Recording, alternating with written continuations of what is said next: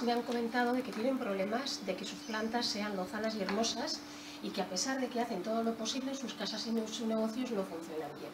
Aquí tenemos una planta que está bastante hermosa dentro de lo que cabe, pero ahora vamos a ver este otro. Esta otra, por más que le doy los cuidados que puedo dar a su alcance, está la pobre mustia y no levanta cabeza. Las plantas, como seres vivos que son muy sensibles al entorno que los rodea.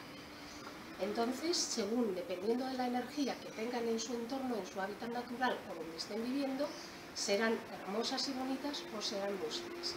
Ahora, acompáñame dentro que te pongo otro. Como os he dicho, las plantas son muy sensibles a la energía del entorno que les rodea. Y para eso venir aquí, que tengo dos tipos de plantas y vais a ver la diferencia. Tenemos esta, que ya se ve que está hermosa, lozana, incluso ya tiene unas pequeñas crías por ahí descendientes. Y aquí tenemos esta otra, que se le dan los mismos cuidados que a esta otra y sin embargo está toda mustia. ¿Cuál es la diferencia entre ambas? Muy fácil.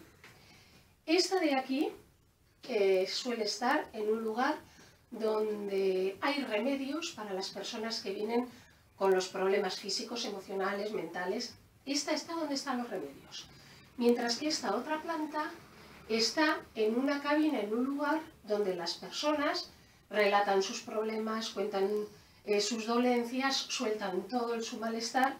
La planta absorbe toda esa energía y la pobre no puede más. Esta otra, sin embargo, está donde los remedios y ya se le ve que está mucho mejor.